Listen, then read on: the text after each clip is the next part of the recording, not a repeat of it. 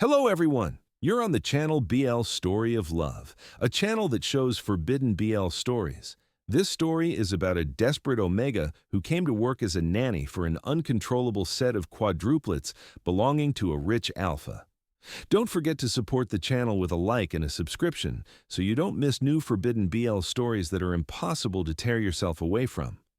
Write in the comments which city you're watching this video from. Chapter 1.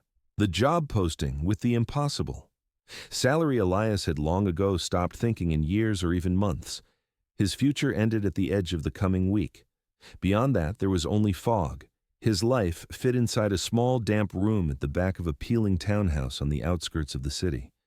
The wallpaper had once tried to be cheerful, but now it hung in loose strips. The smell of mold and old cooking oil never really left, no matter how often he opened the tiny crooked window. Behind the wall, a television yelled, children cried, someone laughed too loudly. That noise was the constant background to his days. By day he stood behind the steaming metal counter of a cheap cafe, sliding trays to strangers, hands smelling of dish soap and burnt coffee.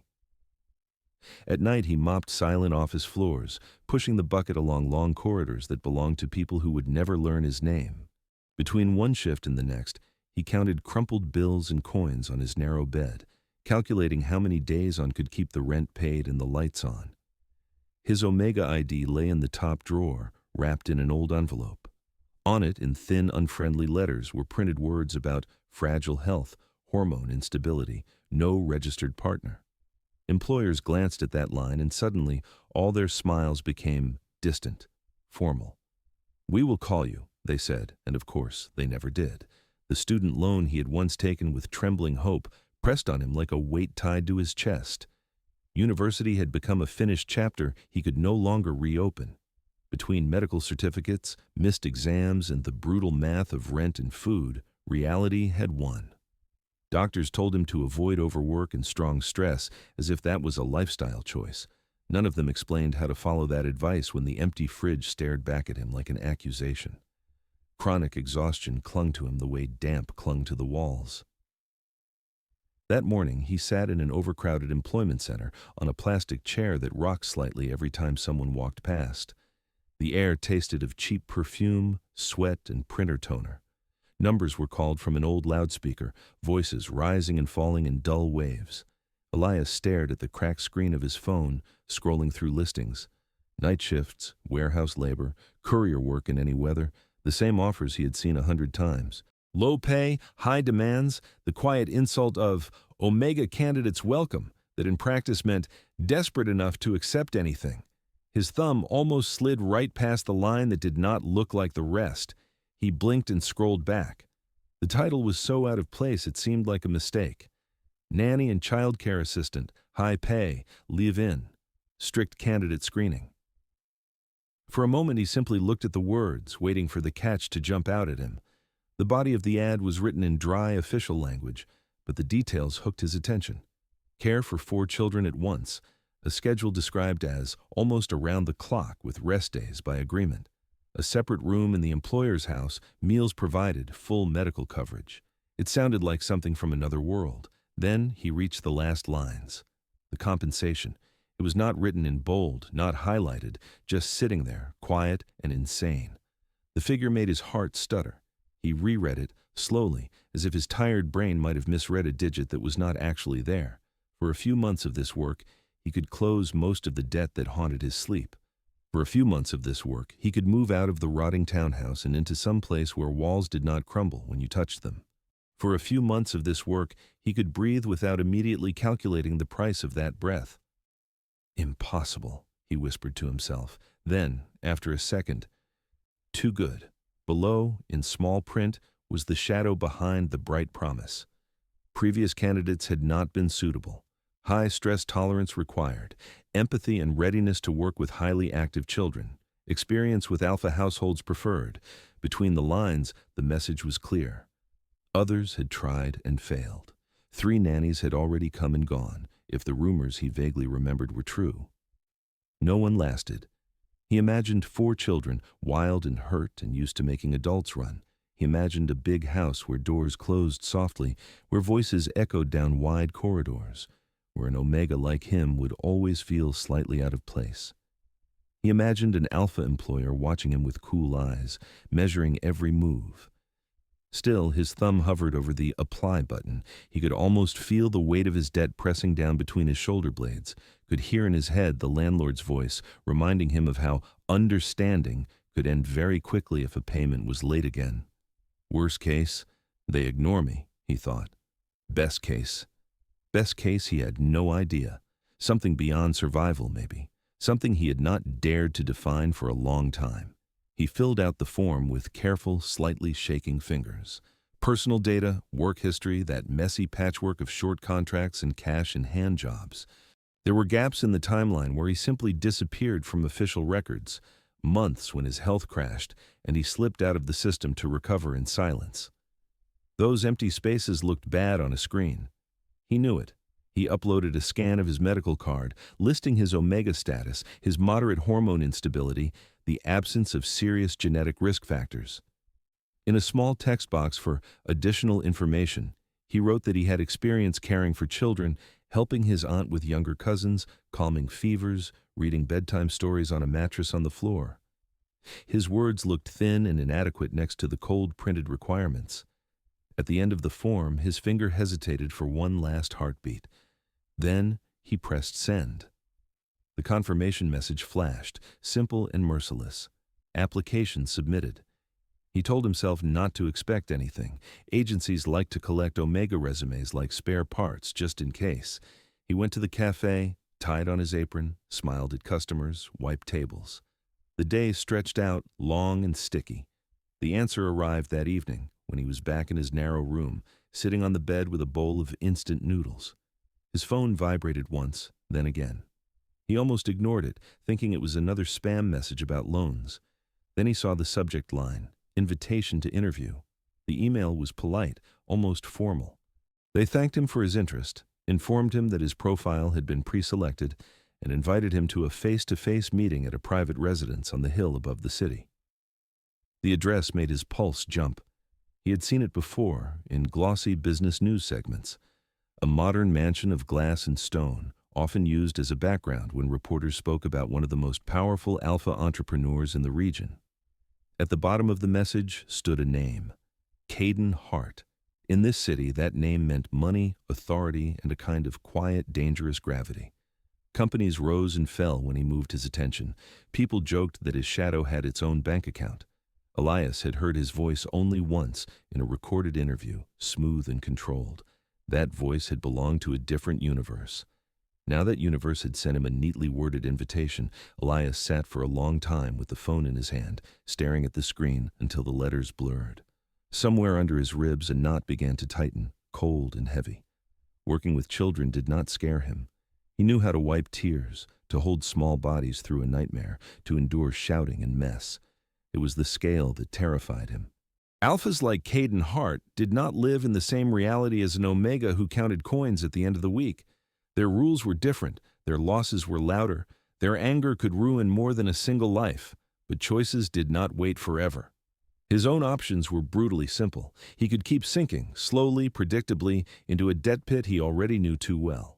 Or he could walk up a hill where 3 nannies had already failed, into a house where his scent and his presence might be tolerated only as long as he performed perfectly. He closed his eyes, exhaled once, and typed a short answer confirming the time. When he put the phone down, the room looked even smaller than before. On the day of the interview, Elias stood at the foot of the hill, his cheap shoes sinking slightly into the smooth gravel of the driveway. Above him, tall gates rose in a clean geometric line, metal and security glass, hiding everything behind them. Beyond that barrier began a territory that did not belong to his world.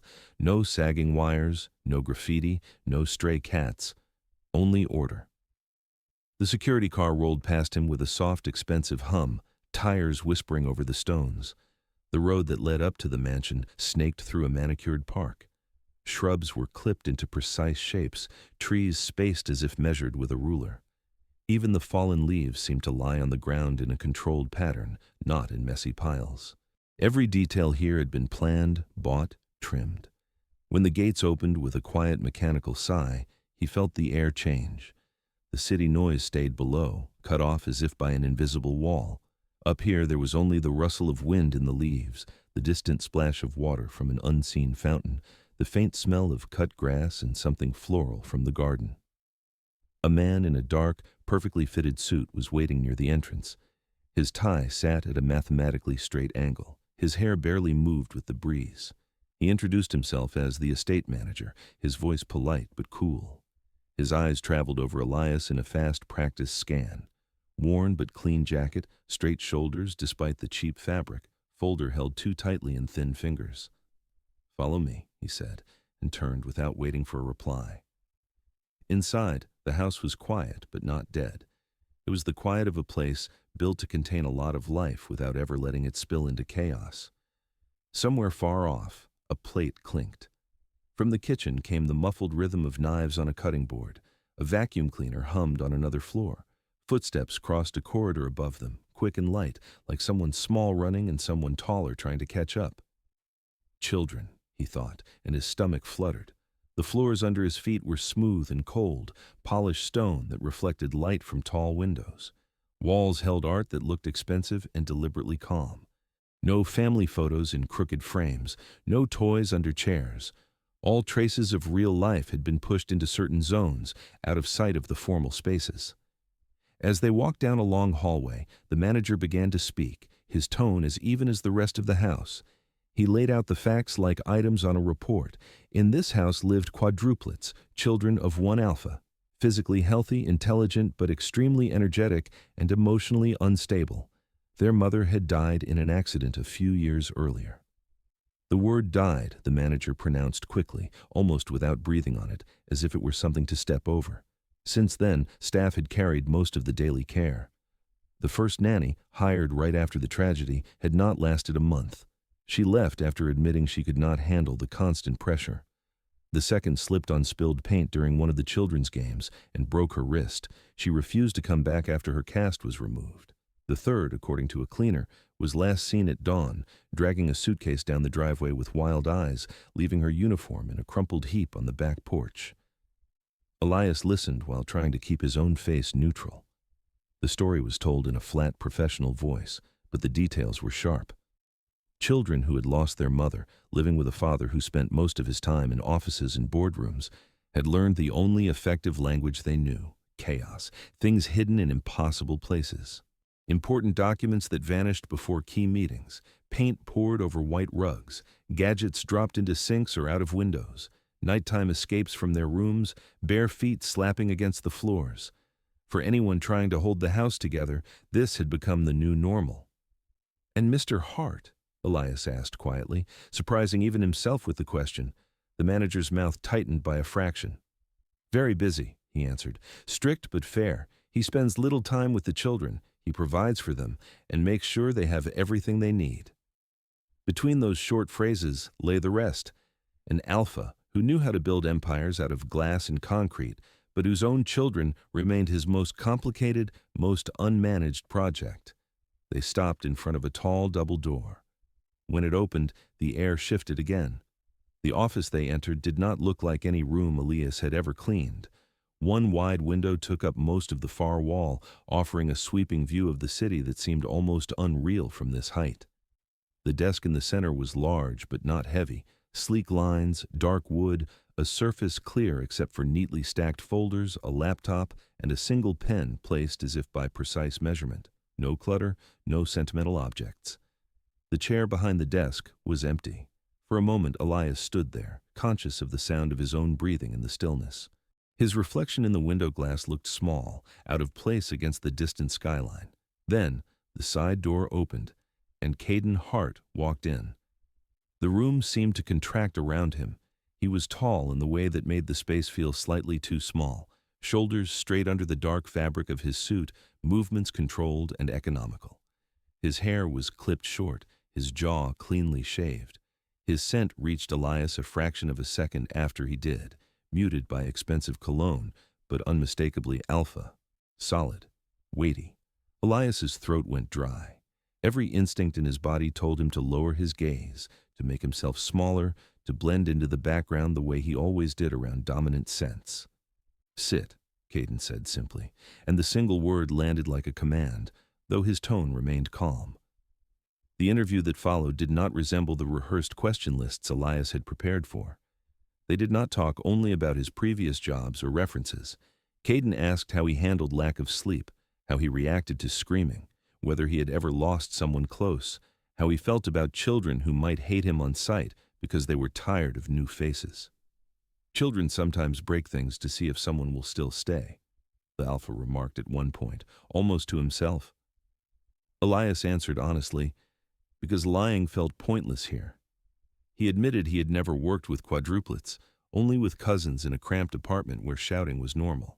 He said he did not like conflict, but he did not run from it as quickly as he used to. He spoke about fear without using the word trauma, letting it hover between them. Caden listened with the stillness of a man used to receiving reports that cost people their careers. He watched Elias's posture, the way his fingers clenched on the folder, and then forced themselves to relax. It was not just about ticking boxes.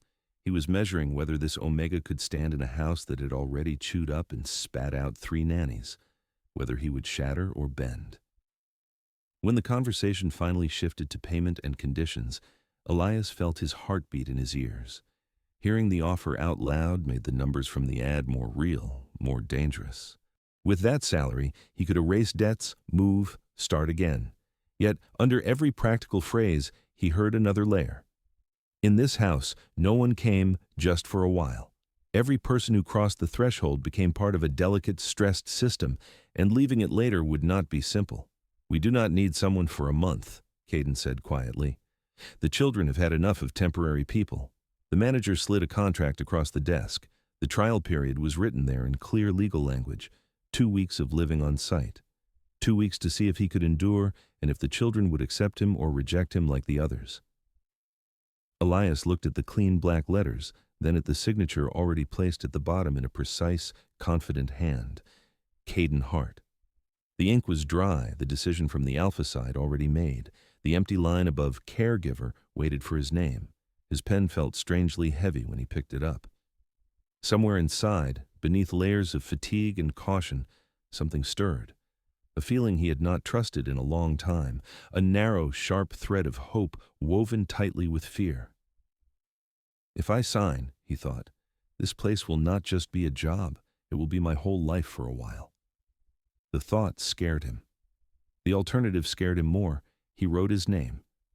The first meeting with the children felt less like an introduction and more like walking straight into a weather front.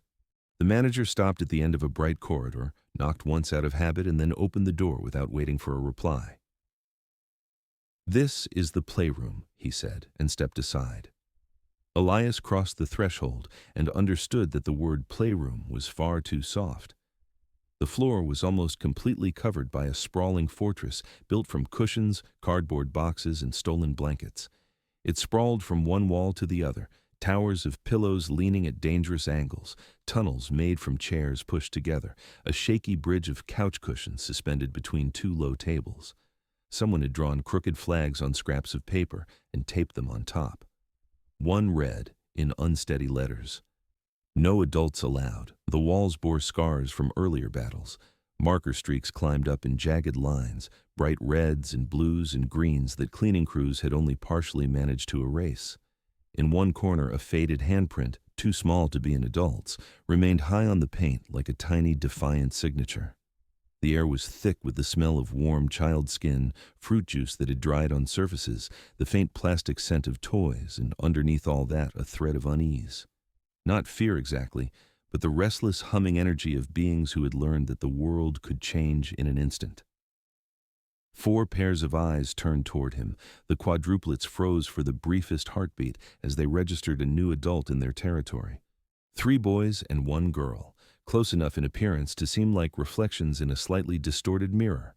Same dark lashes, same angular chin, the same strange mixture of their father's sharpness, and a softer echo that must have belonged to their mother. Yet each carried that mix differently, like 4 variations on the same melody. One boy stood on a stool, stretched to his full height, fingers gripping the edge of a high shelf. He was balanced on his toes, thin legs trembling just enough to make Elias's stomach clench. His eyes flicked from the newcomer to the manager and back, measuring the level of danger. Another boy knelt in the heart of the pillow fortress, a disassembled toy car spread out in front of him like an autopsy. Small tools were scattered around his knees. He held one wheel in his hand, studying it with intense, almost adult concentration. The third sat closer to the door, pressed against the side of the couch, arms wrapped around a worn plush bear. The bear's fur was matted in places, one eye almost gone. The boy's fingers were white where they dug into the fabric. The girl occupied her own separate island of order amid the chaos.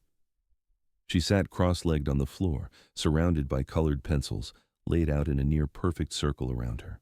In front of her lay a sheet of paper covered in lines that might have been a house or perhaps a storm, or both at once. For one suspended moment, the room held its breath. Then, the silence shattered. The boy on the stool gave a high, sharp yell and jumped down, landing harder than he meant to. His bare feet slapped the floor as he sprinted toward the far corner, disappearing behind a tall cabinet with the speed of a startled animal. A second later, a drawer banged open somewhere back there. The one kneeling in the fortress let out a wordless battle cry and launched himself forward, charging across the cushions straight at Elias. It was not an attack meant to hurt, it was an impact test. His small shoulder slammed into Elias's hip hard enough to rock him, and the boy looked up, waiting to see if the adult would snap. The bear clutcher did the opposite. His eyes widened, and he slid sideways along the couch, trying to make himself even smaller in the gap between the furniture and the wall. His chin tipped down, but his gaze never left Elias's shoes. The girl threw back her head and produced a sound that was almost operatic, an exaggerated wail that rose and fell. It was too loud for the small room, designed to bounce off the walls to see how long it would take before someone shouted at her to stop. "Enough," the manager said under his breath, but it had the weight of habit, not real force. Elias felt his heart slam against his ribs faster than usual, his muscles ready to move in every direction at once. All his instincts shrieked at him to restore order, to speak loudly, to set rules before the situation spun further out of control. That was what adults had done in the house where he grew up. Shouting had been the main tool, punishment the second. He held still instead. Years in a place where raised voices were constant had taught him that there was always a reason under the noise. Sometimes it was simple hunger or exhaustion or jealousy. Sometimes it was grief with no words. If he reacted only to the surface, he would see nothing underneath. So he watched. The boy who had been on the stool kept peeking out from behind the cabinet, checking whether anyone would order him down or drag him out. The girl's dramatic wailing faltered whenever her eyes flicked to the door, as if she, too, was waiting for that familiar command. Stop that, be quiet, behave. The child with the bear did not move from his corner. His knuckles stayed white, his shoulders tense, as if expecting at any moment that the fragile safety of his narrow space would be taken away. The manager cleared his throat and began a standard introduction, names and ages, but the children did not listen. They already knew the pattern. A new adult arrived, speaking gentle words, making promises, and then, when the house pushed too hard, they left. "This is the new nanny," the manager finished. "You will treat him with respect." Four little storms looked at Elias as if that word respect was a foreign language. The first days blurred into a strange mix of small victories and constant tests. The children treated him like weather, something to be checked for danger. Would this one flash and crack like lightning if they were too loud, or would he stay soft and distant like a cloud? They hid his things. His notebook, where he tried to plan meals and games, went missing, and later turned up inside a laundry basket under a pile of towels. His pen was discovered carefully taped to the underside of the dining table. A sock disappeared and reappeared stuffed into the pocket of a toy dinosaur. They drew on his notes. One afternoon, he returned from the kitchen to find his schedule covered in crooked suns and jagged storms, dark scribbles he recognized as attempts at names. His name was there, too, misspelled, written 3 times over like they were testing how it felt on paper. They poured water in places he had just cleaned, giggling as it spread, watching his face. They waited for that flash of anger, the heavy sigh, the accusation they had heard before. At night, the house changed shape. The wide corridors, so elegant in daylight, became long tunnels full of echoes. On the first night, he heard the patter of bare feet outside his room, the hiss of urgent whispers, a burst of muffled laughter cut off too quickly. They were running raids, he realized, quick charges past the door of the new adult to see if he would burst out and drag them back. He opened the door once, slowly, and found nobody there, only a dropped toy rolling lazily on the floor. Somewhere down the hall, a door clicked shut. He tried to build structure without turning it into a prison. Simple rituals, easy to remember. After dinner, they would gather in the playroom and choose one toy each to put back in its place. He made it a game, counting softly under his breath, praising any effort, even if the toy ended up in the wrong basket. Bedtime became a sequence of small signals. Lights dimmed gradually rather than all at once, curtains half drawn, not completely closing out the view. A short story, not about perfect families, but about brave animals or children who got lost and then found their way. It was easier to talk about fear when it wore fur or feathers. It was hard. His body ached in ways he had forgotten it could ache. Climbing stairs again and again, bending to lift small bodies, carrying one sleeping child while another clung to his sleeve. Some nights, when the house finally grew still, he collapsed onto his own bed and stared at the ceiling, feeling the old panic licking at the edge of his thoughts. Too much, he would think, just for a second. This is too much. Then he remembered the tiny hand that had reached for his earlier that night, fingers curling around his thumb, as if checking whether he was solid enough to hold on to. And something inside him hardened, not in the sense of closing, but like a spine he had forgotten he possessed straightening up. He began to notice patterns the others might have missed. The children reacted differently to scents. When the sharp trace of Alpha passed through the hallway, even muted by cologne, their shoulders tightened. Eyes flicked to doors, waiting for orders or judgment. Voices dropped instinctively, as if rehearsing for inspection. When Elias entered a room, their bodies responded another way. His omega smell was soft, a mixture of worn cotton, soap, a hint of coffee from the kitchen. At first, they treated it with suspicion, but when nightmares sent them stumbling out of their rooms, it was his door they ended up at. They did not always knock. Sometimes a small shape simply leaned against the frame and slid down, half asleep on the floor. He would wake to the quiet pressure of presence and find a child curled there, breathing too fast. He never scolded. He just opened the door wider and let that small body climb under his blanket for a few minutes, until their heartbeat matched his. He did not think of what this would mean later, in terms of boundaries or contracts. In those moments, he thought only of warmth. He told no one about his observations. It felt too intimate, too vulnerable to say out loud that he suspected they remembered safety as a smell more than as a face. Maybe, somewhere deep in their earliest memories, their mother's scent and the scent of an Omega caregiver had fused into a single signal. You are held. You are not alone. For himself, this quiet knowledge became a piece of ground. In a house ruled by schedules and expectations, he had something no contract could list as a skill. He could be a calm in their storm, not by force, but by being. On the evening of the first day, after he had finally coaxed the last child into sleep, Elias stepped out of the dim nursery and pulled the door almost closed, leaving it open just a crack. The corridor felt unusually long and empty. He turned and saw Caden standing at the far end, half in shadow. The Alpha's suit jacket was gone, his shirt sleeves rolled to his forearms. He was not making any sound, but he had clearly been there for a while, watching. For a heartbeat, neither moved. The distance between them was filled with unasked questions. Elias's hand still rested on the door handle, fingers careful not to rattle it. He thought of the fortress of pillows, of spilled juice, of the 4 small bodies finally breathing evenly in the darkened room. He thought of the contract in his drawer, of the line he had signed. Caden's gaze flicked to the crack of light at the edge of the nursery door, then back to Elias. There was something in his eyes that was not part of his public image, not the Alpha who controlled companies, but a man who had stood outside too many closed doors. "Did they sleep?" he asked softly. Elias nodded. "For now," he answered, his own voice barely above a whisper. It was not much, that exchange.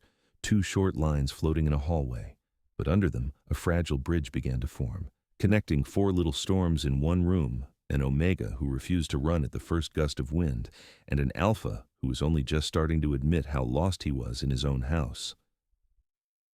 The trial period was supposed to last only 7 days, but for Elias, each day stretched into its own small lifetime. Morning, midday, evening, night. Every cycle left marks on his body and on his thoughts, like rings on a tree. The house itself was built for control. He noticed it more with every passing hour. In the upper corners of hallways where shadows gathered, small black domes watched silently. In the playroom, a tiny lens was hidden in what looked like a motion sensor. In the kitchen, another eye sat above the doorway, angled just right to see who came and went. No one explained the cameras to him. They did not need to. The manager had casually mentioned on the first day that the live feeds went straight to his own office into Caden's private study. For safety, he had said. The word was true, but incomplete. The children probably had never been told that they were under surveillance. Still, they behaved like creatures who had grown up under a constant, invisible gaze. When they were alone with Elias, their play loosened, became louder, wilder. But sometimes, in the middle of a game, one of them would glance up briefly to a corner of the ceiling, eyes narrowing as if checking whether the unseen watcher was still there. Elias felt the lenses on his back, too. At first it made him stiff, his movements careful, almost rehearsed, as if he were acting out the role of good nanny in a play that could be paused and rewound at any time. But children did not respond to performances. They reacted to the smallest cracks where real feelings came through. So he forced himself to breathe, to let his shoulders drop, to act as if the only eyes that mattered were the 4 pairs in front of him. Mornings began as chaos and slowly, painfully, started to resemble a sequence. On the first day, getting them out of bed was like trying to gather 4 different storms into one bottle. One child went limp, pretending to be asleep. Another ran down the hallway in his pajamas, shouting a song at the top of his lungs. The third refused to leave the bathroom once he got in, fascinated by the foam on his hands. The girl sat on her bed and watched Elias with a carefully blank expression, as if waiting to see what kind of adult he would be at dawn. By the 3rd morning, he had a plan. He made teeth brushing into a song, quietly humming the same simple melody every time they stood at the sink. At first they rolled their eyes, but little by little, the familiarity of the tune began to guide them through the steps. For breakfast, he turned eating into a game of colors. Today, he would say, laying plates down, we need at least 1 green, 1 orange, and 1 white on each plate. Then the plate wins. It was a silly rule. It also meant they took at least a bite of vegetables, fruit, and something simple like bread or rice. They frowned, argued over what counted as orange, but they tried. When someone began to spiral into an outburst, he added a touch instead of a scolding. A soft hand on a shoulder, a gentle, steady pressure between the shoulder blades, a quiet, "I see you," spoken so low the camera's microphones might not catch it. Often, that was enough to stop the scream from reaching full volume. Sometimes it was not, and then he just stayed, not flinching, until the wave passed. The staff observed all this with a mixture of curiosity and exhaustion. The cleaners, the cook, the security guards had already seen other nannies arrive with charts and schedules, reward systems, and carefully planned activities. Those women had come armed with perfect references and certificates, with books on child psychology and firm voices. In any other house, they might have been ideal. Here, their systems had cracked on contact with raw grief and restless energy. The house seemed to reject anything that felt too rigid, as if it were a living organism that spat out foreign bodies. Elias did not bring many theories with him. Mostly, he brought his own history of being a child in a place where adults preferred rules to understanding. He did not talk about that, but it shaped the way he moved. He knew how to recognize the look in a child's eyes that meant, "I'm about to break something just to make sure you are real." The staff saw that he did not shout when milk spilled. He crouched and handed a cloth to the guilty hand, saying only, "Help me." They saw that when a toy was thrown in anger, he picked it up later and placed it somewhere visible, instead of locking it away as punishment. To them, it looked naive. "He will not last," one of the older cleaners murmured in the kitchen one afternoon, shaking her head. "They all start soft." Maybe she was right. But for now, the children were watching him with new eyes. Caden himself remained mostly a presence at the edge of the frame. Over the course of that week, Elias rarely saw him directly for more than a minute or two. The alpha left early, returned late. His footsteps in the hallway were different from everyone else's, measured, heavy enough that the floor seemed to prepare for them. Sometimes Elias caught his silhouette at the end of the corridor. A tall shape paused for a breathless second as laughter spilled out of the open playroom door. The alpha would stand there, just outside the light, paying more attention than his schedule allowed. When the children laughed together, sharp and bright, Elias saw his face soften slightly, the tight lines around his mouth easing. When a sudden wail broke the air, when someone fell or a fight broke out, Caden's eyes darkened, his whole body tightening before he turned away, trusting the staff to handle it, or not trusting himself to step in. The cameras did the rest. In the study, where city lights glittered beyond the glass wall, one of the screens on Caden's desk often showed the playroom. Sometimes he watched the feed with the same focus he gave financial reports. He saw Elias kneeling to tie a shoelace, carrying 2 children at once, sitting on the floor with his back against the couch, and a sleeping boy draped across his lap like a heavy blanket. It was a strange kind of intimacy, one way and silent. One evening, after the children had finally surrendered to sleep, the manager sought Elias out as he was rinsing small cups in the kitchen sink. "Mr. Hart asked me to tell you something," he said. Elias straightened, heart kicking up. Praise meant risk, criticism meant risk, silence meant risk, everything did. "Continue," the manager quoted, his tone neutral. "That is all, just one word. No compliment, no list of approved and disapproved actions. Yet for someone who had spent years being invisible in other people's spaces, it felt like the nearest thing to acknowledgement he had received in a long time." Inside, another process was unfolding quietly.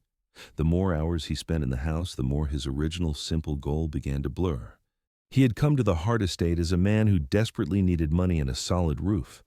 The contract was his lifeline, a way out of a future that ended in overdue rent notices and debt collectors. But every night, when he sat cross-legged on the playroom floor with 4 small bodies slowly collapsing around him, his motivation shifted by a degree he could not ignore. One boy would fall asleep with his head pressed against Elias's thigh, another sprawled half across his feet, the girl curled like a cat under his arm, the last one clutching his hand even in dreams.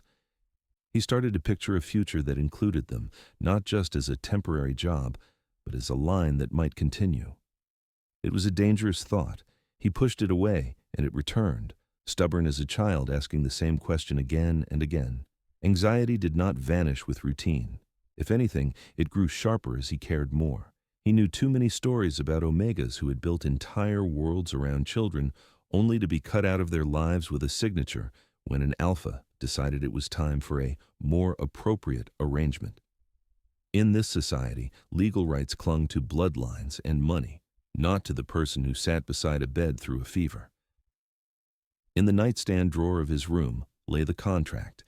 The pages clearly mapped his duties, his schedule, his salary. His rights were shorter, a list of things he could expect as long as the agreement lasted, and a reminder that the agreement could be ended. And yet, the living warmth of a child pressed against his side did not fit into any of those clauses. The way one of the boys mumbled his name into a pillow before sleep did not exist on paper. The quiet trust in the girl's eyes when she handed him a broken toy, expecting him to fix it, was not something a camera could fully capture.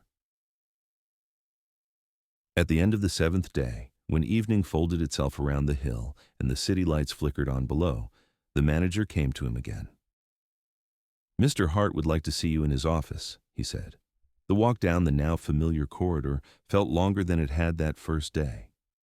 Elias's body remembered every step taken that week, every night spent half awake listening for small feet on the floor. His mind replayed moments he feared might be judged mistakes. The time he let them draw on cardboard instead of stopping them immediately. The evening he allowed an extra story because one of them had looked particularly fragile.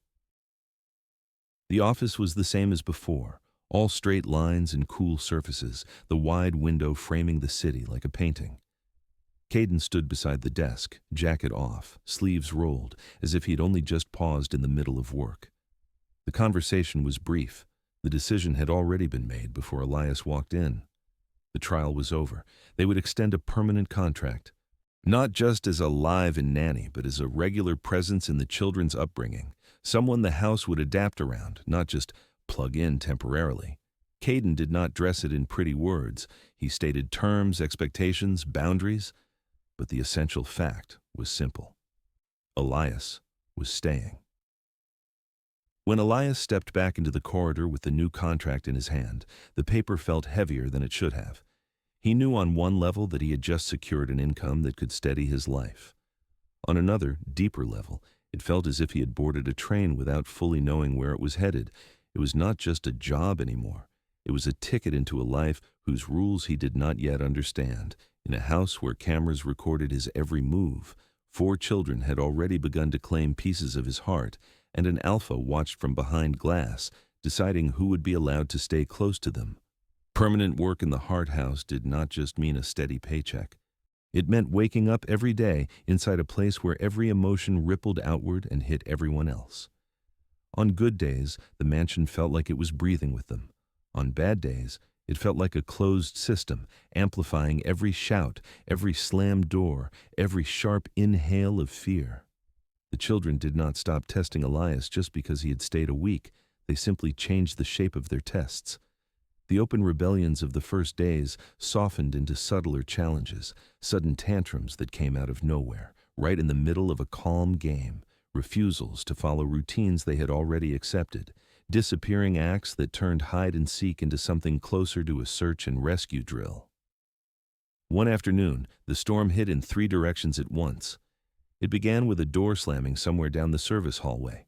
Elias turned his head and realized with a chill that one of the boys was missing from the kitchen table. Bare feet had vanished along with a half-finished glass of juice. A second later, he heard the faint scrape of a lock turning. By the time he reached the hallway, the pantry door was closed from the inside.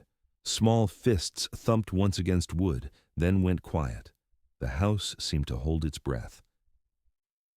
At the same moment, the other 2 boys decided the upstairs corridor was a racetrack. They tore down it in opposite directions, shrieking with wild laughter, small hands dragging along the walls, knocking picture frames askew.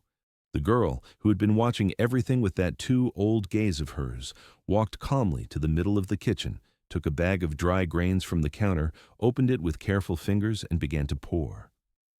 Yellow and brown cascades rained onto the floor, handful after handful, until the tiles were covered in shifting patterns, like a strange map. She moved her hand back and forth, drawing invisible shapes with the falling grains, jaw set in stubborn concentration. Any other adult might have snapped in that moment. Elias felt the panic rise, fast, starting somewhere under his ribs and racing up toward his throat. He could see the disaster from every angle. A child closed in a dark space, 2 others seconds away from falling down the stairs, a 4th about to slip on the mess she was creating. His body wanted to react the way it had been trained to in his childhood home. Raise his voice, shout commands, use fear to freeze everyone in place. He closed his eyes for half a heartbeat and remembered another night, many years earlier. A small version of himself sitting on a cold floor in a narrow hallway, listening to adults argue behind a closed door, knowing better than to knock. The heavy feeling of being completely alone with his fear. He refused to put them there. He started with the most vulnerable point, the girl on the kitchen floor. Elias went to her and crouched down, not touching her, not grabbing the bag from her hands. The grains continued to spill, piling around their knees.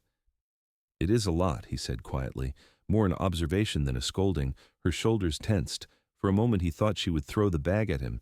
Instead, she looked sideways at his face, checking for anger. There was none. Only presence. He stayed there, breathing slowly, letting his calm be something she could lean against if she wanted to. Her movements slowed. The handfuls became smaller, the lines she drew with the grains more hesitant. Finally, she let the empty bag drop and pressed her palms flat on the floor, fingers digging into the mess she had made. Her lower lip trembled, as if she were about to cry or bite someone, and then the tightness in her eyes eased just a fraction. "I will help you clean this later," he said. "Not now." Leaving her there, not abandoned but not forced into instant repair, he walked to the pantry. The door handle was still turned to the locked position. He could hear small, quick breaths on the other side, the rustle of fabric, a muffled sniff. He did not bang on the door. He did not threaten or promise. He leaned his forehead gently against the wood and spoke in a low, steady voice. "I am here," he said. "You are not in trouble. I will not leave. Open when you are ready." Silence stretched out, long enough for doubt to start whispering in his ear. Then there was a shift, the soft scrape of a small body moving. The lock clicked, sharp in the quiet hallway. The door opened a few centimeters, then a little more. A pale face appeared in the gap, blotchy around the eyes. Elias stepped back just enough to give space instead of crowding him. The boy stared, waiting for the explosion that never came. When it did not arrive, his shoulders dropped and he stepped out, pressing himself briefly against Elias's side, like someone checking that a wall was really solid. Upstairs, the race turned into a chase that threatened to spiral. By the time Elias reached the corridor, one boy was halfway up on the banister, laughing and wobbling. For a moment, Elias's heart stopped. He pictured broken bones, hospital lights, the look on Caden's face. He did not shout. He walked forward with deliberate slowness, holding out his arms. "Come down," he said, voice firm but even. "My turn to be fast, not yours." Something in his tone cut through the wildness. The boy slid down, landing in front of him, breathing hard, eyes bright.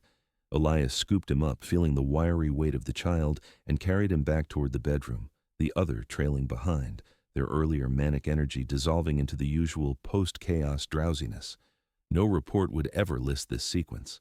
There would be no entry in any official file that read, "One pantry crisis diffused, one near fall avoided, one quiet exit from a storm of grains."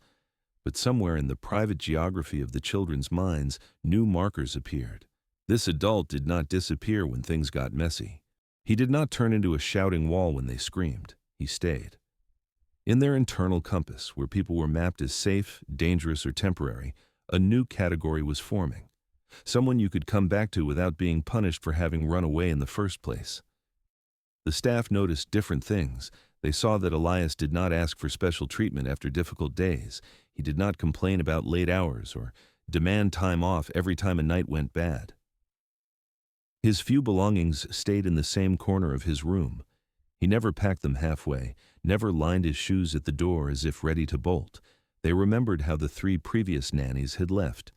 One had quit after a single night of being woken repeatedly, her nerves shredded by the constant fear of someone falling down the stairs. Another had burst into tears in the kitchen after being told to control them better and walked out before the end of the week. The last one had simply vanished before breakfast, leaving her keys on the table beside an untouched cup of coffee. Elias came close to joining them once. It was a night when everything seemed to unravel at once. A storm rolled over the hill, thunder cracking too close, lightning flashing white against the windows. The children woke in waves, fear blooming in their small bodies like bruises. One screamed until his voice broke. Another ran down the hallway so fast he crashed into a cabinet. The girl crawled under her bed and refused to come out. By the time the house was quiet again, it was almost 4 a.m.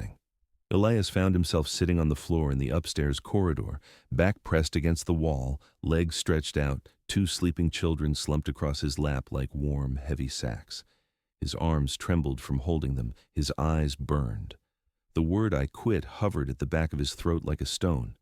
He imagined going to his room, stuffing his few clothes into a bag, leaving the contract on the desk, with a short, apologetic note.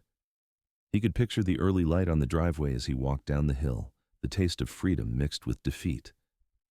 He also pictured something else. A narrow room with thin walls, a younger version of himself sitting on a mattress, biting his knuckles to stay quiet while the adults ignored his shaking. The crushing knowledge that no one was coming to check on him, no matter how afraid he was. If he walked away now, he would be the adult who did the same to these children. The thought hit him with unexpected force. It did not feel noble. It felt like facing a version of himself he refused to become. Very slowly, he let his head rest back against the wall and exhaled. "I am not running," he he whispered into the empty corridor, too low for any camera microphone to catch. He stayed there until dawn, until the children's breathing deepened and their bodies grew heavier with true sleep. Only then did he carefully carry them back to their beds, one by one, and shuffle to his own room, collapsing without even taking off his clothes. Caden watched all this from a distance that was not as distant as it seemed. The feeds from the cameras showed him an Omega who flinched when a door slammed, whose shoulders jerked at sudden loud noises, whose face sometimes briefly flashed with his own old fear, but who did not let that fear dictate his actions. On the Alpha's desk lay contracts, risk assessments, projections. In his life, most people clung to his world for money, access, power. They negotiated, bargained, calculated. They left when the cost outweighed the gain. Here was someone who, on a night when any rational person would have packed and fled, chose to sit in a dim hallway with 2 children on his lap and fight only with himself. He stayed, not because of the salary written on paper, but because of a decision he had made somewhere far deeper. For a man used to controlled risks, that kind of stubborn, quiet loyalty was rare. And in a house built on losses in glass, Caden began to understand that this rare thing might be the only foundation strong enough to hold the 4 small storms growing under his roof. It happened on an ordinary afternoon, the kind that blurred into others. Toys scattered across the hallway like debris after a small personal storm, crayons rolling under furniture, building blocks abandoned mid-tower. Elias moved along the corridor with a basket in his hands, bending, lifting, trying to restore some kind of path through the chaos before someone tripped. At the far end of the hallway, past the children's bedrooms and the linen closet, stood a door he had never had reason to touch. It was painted the same soft shade as the wall, the handle simple and unadorned. Nothing about it called attention to itself, and yet it pulled at the eye. He realized, with a small jolt, that neither the children nor the staff ever came close to it. The housemaids, who vacuumed every corner, somehow always turned away a step earlier. The children, who had turned most of the mansion into their battlefield, slowed their running here, as if an invisible border cut across the floor. Their voices dropped when they passed it. Today, as he approached with the toy basket, one of the boys, usually the boldest explorer, veered off to avoid the last few meters of hallway. His feet skidded, his hand grabbed Elias's sleeve for balance, and for a second, his gaze flicked to the door. Not casual, not curious. Wary, Elias set the basket down and watched. Later, when the others had drifted to the playroom, the girl came padding down the corridor with a drawing clutched in her hand. She stopped opposite the door and stood there, thin shoulders tight, eyes fixed on the handle like it was an animal that might suddenly move. He had seen children look at forbidden cookie jars with mischief. This was not that. This was something heavier. "Do not touch that one," a cleaner said quickly as she passed with a laundry cart, her voice sharper than usual. The girl turned her head. "What is there?" she asked. For a heartbeat, the cleaner seemed to search for a better answer. None came. "The past," she muttered, half to herself. "You are not allowed in." Then she pushed the cart away, rattling more loudly than necessary, as if to drown her own words. The sentence hung in the air long after she left. The past. You are not allowed in. Children have their own logic. Tell them there is nothing interesting behind a door, and they will forget it. Tell them they cannot go because of something nameless and important, and the door becomes a magnet. In the days that followed, Elias began to notice a pattern. Some tantrums did not start in the playroom or the dining room, but here, in this long stretch of hallway. A child would pause in front of the locked door, stare at it for a beat too long, and then explode over something small. A refused snack, a misplaced toy. The trigger was trivial, the origin was not. It was as if their anger needed somewhere to go, and the sealed wood reminded them of everything that had never been explained. He did not touch the handle. The unspoken rules of the house were clear enough, even without words.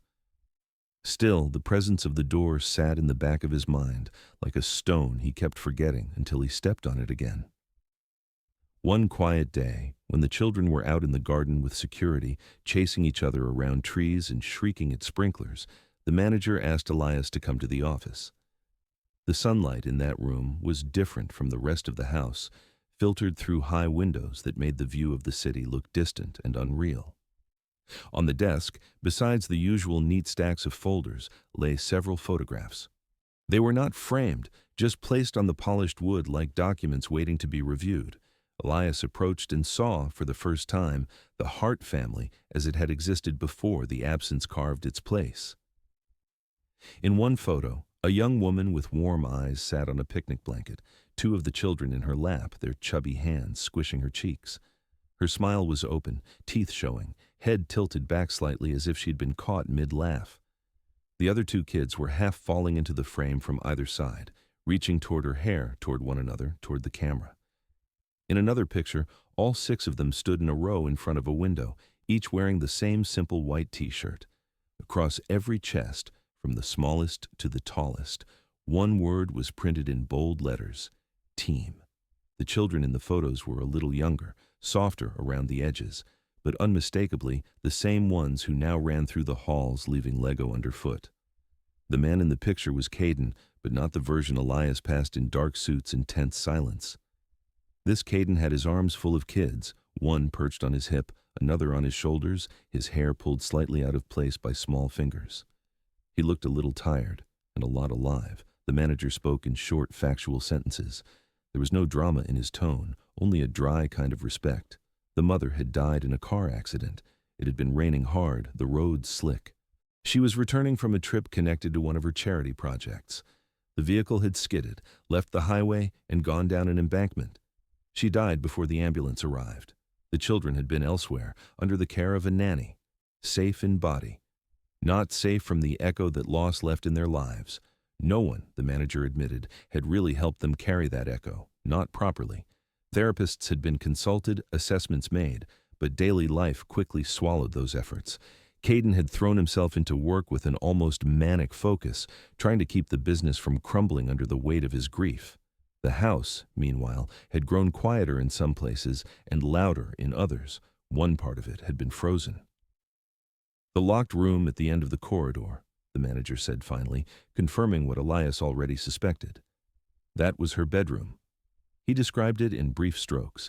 Everything was left almost exactly as it had been the last day she walked out. Books on the nightstand, a dress over the back of a chair, a pair of earrings in a small dish. Toys the children had dragged in and not yet taken away. For Caden, that room had become the only corner of his world where time had not moved forward.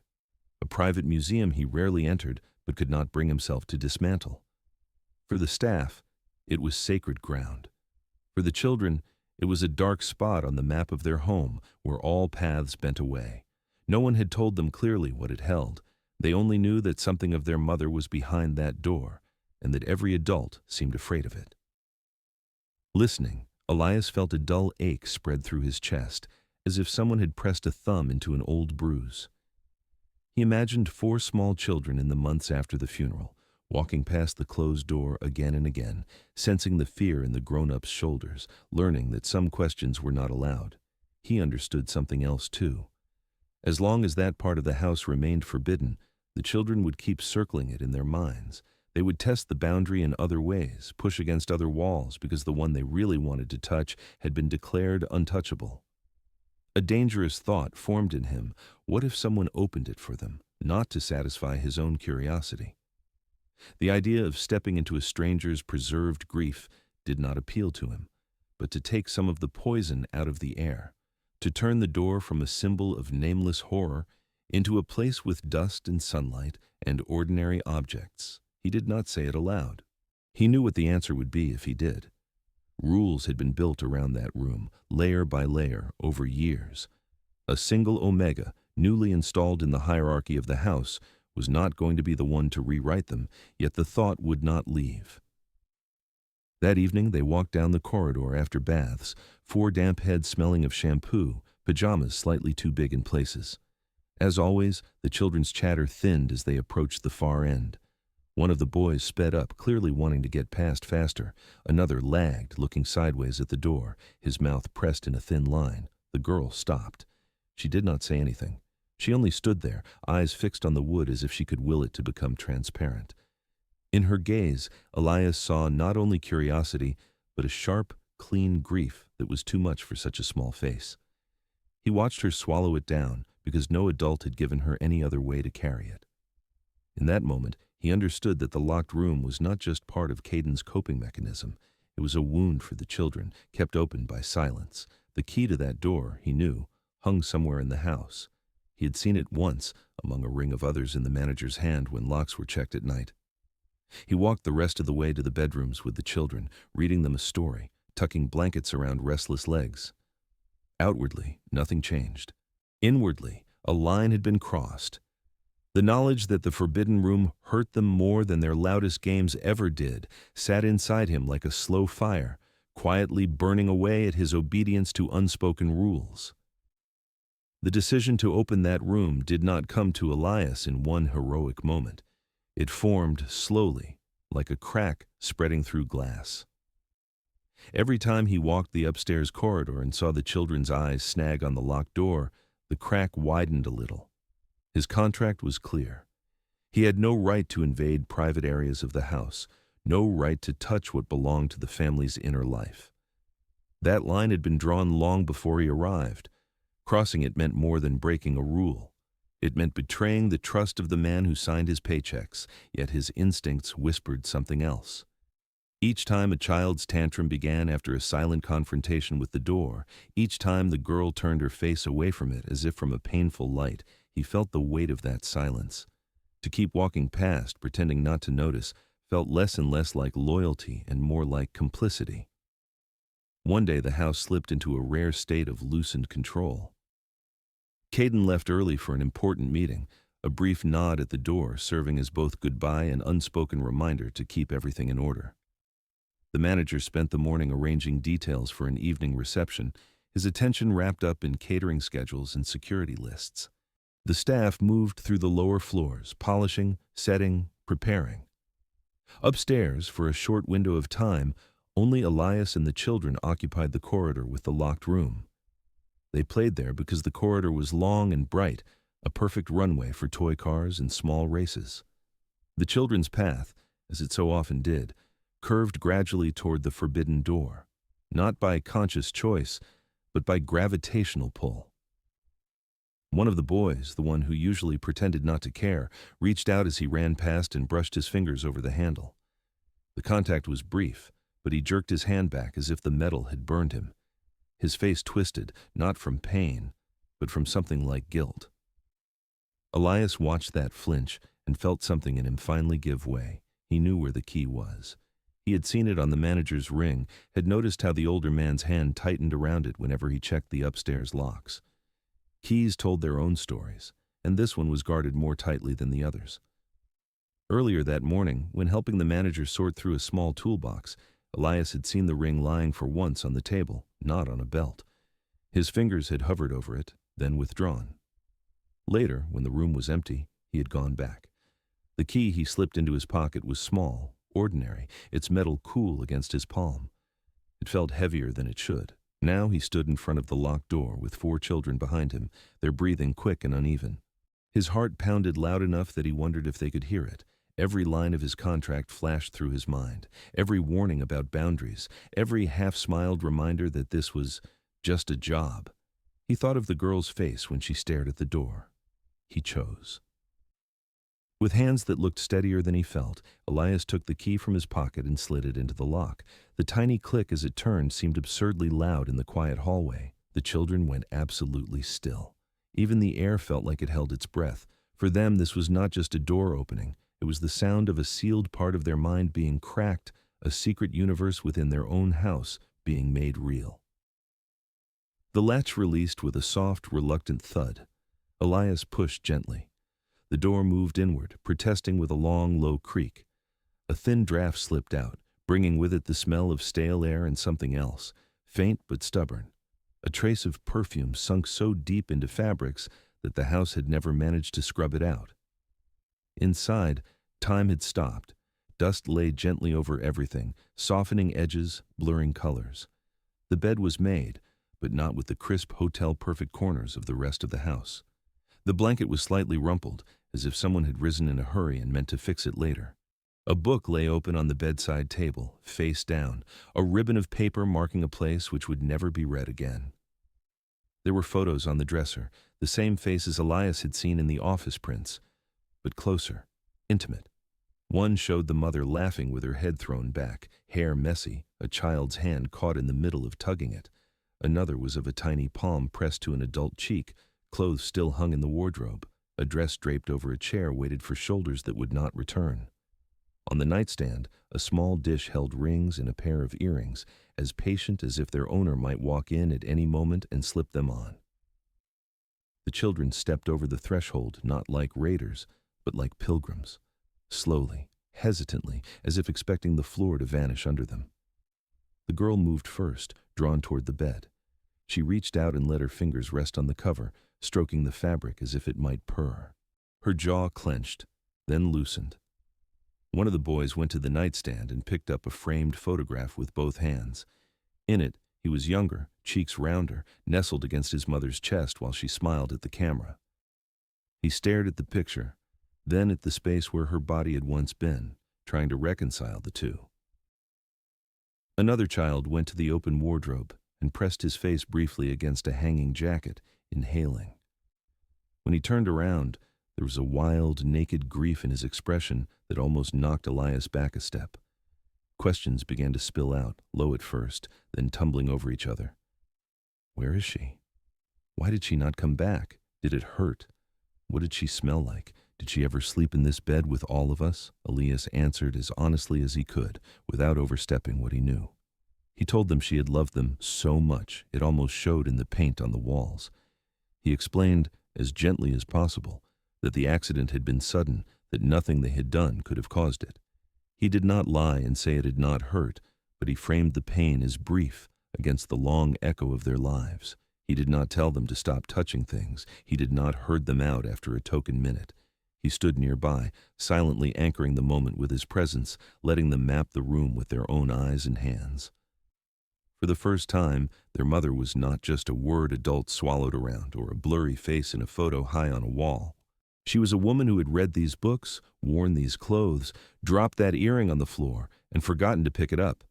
A real person, not a ghost behind a locked door. They did not notice the sound of a car in the driveway. They did not hear footsteps climbing the stairs, heavier than usual. Caden arrived home earlier than expected. He came down the corridor with his mind full of meetings, numbers, threats dressed as offers. When he saw the door standing open, the world narrowed to a single point. For a second, his body simply stopped, as if his nerves had short-circuited. Then he moved. He stepped into the doorway and took in the scene in one brutal sweep. The dust disturbed, the children scattered through the room, Elias standing among them with the air of someone who knew he had crossed an invisible line and chosen not to step back. Caden's face went pale, then flushed with color. Rage rose first, sharp and bright. The one sanctuary he had kept intact, the one place he had not allowed time to touch, had been breached without his consent. "What have you done?" he said, and the words cut the air like glass. Elias heard the rule he had broken in that voice: trespassing, disrespect for boundaries. He also heard another note, buried under the anger, sheer, unmasked terror. Terror that his children were seeing the raw outline of his grief, the room where he stored the life he had failed to keep. The accusations came then, in controlled, cold phrases. "You violated the contract. You entered private space. You exposed the children to things they were not ready for." Each sentence built a wall between them, brick by careful brick. Elias listened, standing very still. He did not defend himself with theory. He did not try to hide behind the children. Inside, his own fear roared. He had likely just destroyed his position in this house, maybe his ability to send money to pay off his debts, to keep a roof over his head. But when he closed his eyes, even for a heartbeat, he did not see Caden's anger. He saw the girl's hand on the blanket, the way her shoulders had finally dropped, as if a knot inside her had loosened for the first time in years. He said only quietly, "They needed to see she was real." That did not lessen the fury in the alpha's gaze. If anything, it made it more complicated. That night, lying awake in his small room, listening to the slow spread of silence through the house, Elias understood exactly how precarious his position had become. One decision, rooted in instinct and love, had put his job, his shelter, his future here under direct threat. Fear pressed heavy on his chest, whispering that he had been a fool, that people like him could not afford such risks.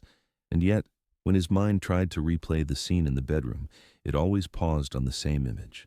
Not Caden in the doorway, not his own shaking hands on the key, but the look in the little girl's eyes as she stared at her mother's photograph instead of at a closed door. For the first time, pain there was not twisted by confusion. It was clear, clean, named. Between rules and love, he had stepped onto a blade-thin line. He did not know yet whether it would cut him to pieces or hold his weight. Stories born behind tall gates rarely stayed there, especially when the gates belonged to a man like Caden Hart. A few days after the incident with the locked room, the first crack appeared in the form of a short article on an entertainment portal. The headline spoke of chaos in the home of a famous alpha who could manage corporations but not his own children. The text hinted at unresolved grief, wild quadruplets, and a new Omega nanny who blurs boundaries in a house that already bleeds. The source, of course, was unnamed, but the details betrayed someone from the lower rungs of the staff ladder, recently let go during cost cuts. The writer did not need access to the interior. Rumor was enough. There were descriptions of forbidden rooms and children roaming unsupervised, of an Omega who acts more like a family member than hired help. It was all vague enough to be unprovable and sharp enough to cut. 2 grainy photographs accompanied the article, taken from outside the estate. In one, the children rode their bikes in the driveway, hair flying, guards just out of frame. Another caught the moment when Elias lifted the girl into his arms to adjust her helmet. In the blown-up image, his face looked softer than he ever allowed it inside the house, the child's arms tight around his neck. The comments poured in like sour rain. Some users clucked their tongues in public sympathy for the orphans. Others turned on Caden, accusing him of coldness, of using work as an excuse to avoid parenting. A third group dissected the presence of an Omega in such a crucial role. Words like dangerous, unprofessional, and inappropriate appeared with uncomfortable regularity. The house did not smell the article, but everyone inside felt it. Phones buzzed, screens lit up. Somewhere in the background, televisions murmured about a powerful figure under scrutiny for his private life. The taste of the air shifted, like too much coffee and not enough sleep. For Caden, the piece was not just gossip. It was an assault on the one thing he still believed he could manage, his image. In the next board meeting, polite phrases hid firm pressure. Someone mentioned, with a practiced smile, that family issues had begun to shade the company's brand. A partner suggested, more bluntly, that investors preferred leaders whose homes looked as orderly as their balance sheets. "You need to restore discipline," one advisor said. "Bring in a structured team, no more experiments. In other words, fix the optics. Make the house look like a brochure again." Elias felt the change before anyone spoke to him directly. The rules tightened like a belt pulled one notch too far. The manager began to check in more frequently, not with open suspicion, but with the clipped politeness of someone now forced to report every detail. Any new game Elias proposed, any small adjustment to routine, now had to be cleared. Suggestions he would once have implemented quietly were redirected through layers of approval. In hallway conversations, staff voices dropped when he approached, then rose again as he passed. No one mentioned the article to his face, but everyone wore the thin, sharp scent of unease. The children reacted as they always did to adult tension. They absorbed it and turned it into storms. Their tempers shortened. They flinched more often at the sound of their father's voice on the phone, sensing the strain under his even tone. When the news played in the background and his name flickered on the screen, they looked at each other with that wary, wordless understanding children shared. Something is wrong with us, but no one will explain. School, which had recently entered their lives in the form of preparatory classes, became another arena. In the small cloakroom, where parents gathered and perfumes mixed with the rubber smell of boots, someone left a printed copy of the article on a low table, folded so the picture of the children was visible.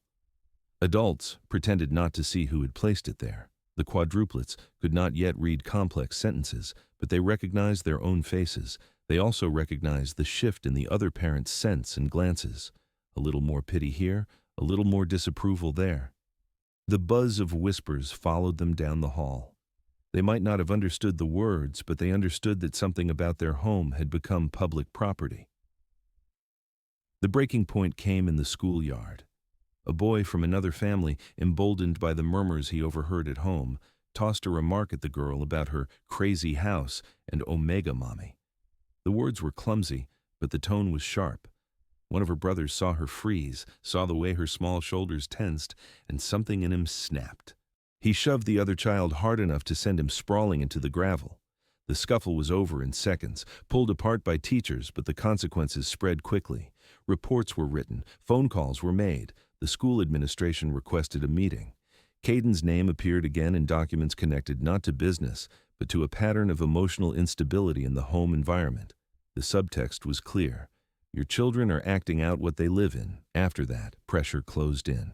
Inside offices with closed doors, advisors did what they did best, reduce complex human pain to simple equations. They told Caden that one variable clearly stood out: the omega. If you remove him from the picture, one consultant said, sliding a folder across the table, you can bring in a specialized team, rotating shifts, clinical approach, no emotional entanglement, no boundary issues. Children adapt, the media calms down. We can replace him, another voice added. You cannot risk your position for someone so attached. For many of them, it was easier to cut out one man than to examine the structure that had left 4 children alone with their grief for years. Elias did not sit in those meetings, but he did not need to. He felt their echoes. The manager's tight jaw, the new, careful way security watched him when he left the house on rare errands, as if measuring the distance to the gate. Snatches of phrases carried by the air when doors opened unexpectedly. Remove the omega from the equation. Back to professionals. The scent of other people's opinions seeped into the house like exhaust from the street below. Sour, metallic, persistent. It stuck to curtains, to emails, to the way the cook now hesitated for a second before handing Elias an extra snack for the children. At night, he lay awake and listened to the soft breathing from the children's rooms, the occasional whimper, the small feet pattering across the hall to his door. He also listened for heavier steps that never came, the ones that would mean a suitcase, a final conversation, an exit. Beyond the gates, strangers argued over what kind of father Caden was and what kind of risk Elias represented. Inside, on the thin strip of space between rules and love, a different question grew heavier with each day.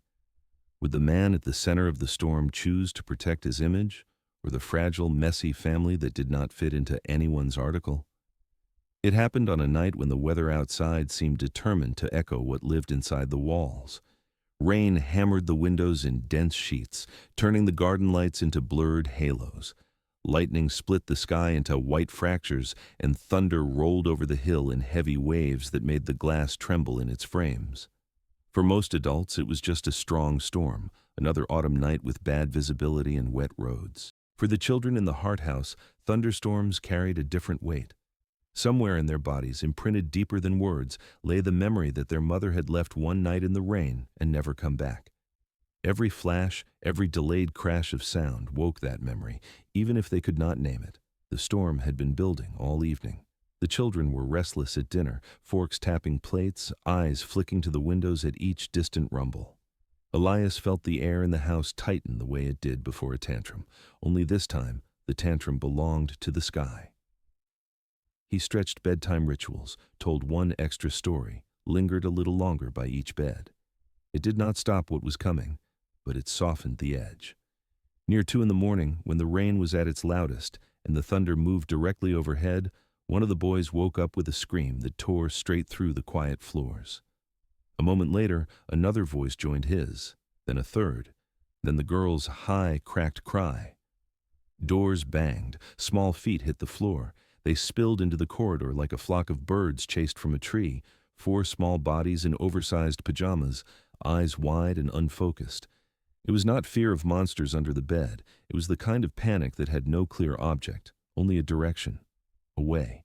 Away from the windows, away from the cracks of light, away from the sound that reminded them of metal twisting and glass breaking on a road they did not remember but could feel. Staff knew these nights. In the past, they had scattered, each adult trying to soothe one child at a time, pacing up and down, shushing, promising that everything was fine. By the time one calmed down, another woke again, and the cycle started over. Exhaustion built on all sides. This time, Elias moved differently. He came out of his room as the first scream still hung in the air and did not try to separate them. Instead, he called their names once, quietly, and walked to the nearest of the children's rooms. They followed as if pulled, stumbling, clutching at his shirt, their hands cold and damp. In the middle of the room, he dragged a pile of blankets and pillows into a rough circle. It was messy, imperfect, more nest than bed. He sat down on the floor inside it and opened his arms. "Here," he said. One by one, they climbed into the circle. One boy pressed himself against Elias's left side and hid his face in his shoulder. Another curled by his right hip, fingers curled in the hem of his t-shirt. The third slid down to lean against his knees, eyes glued to the ceiling every time lightning flashed. The girl pushed herself so close to his chest that he could feel her heart beating like a trapped bird. The storm outside continued its assault.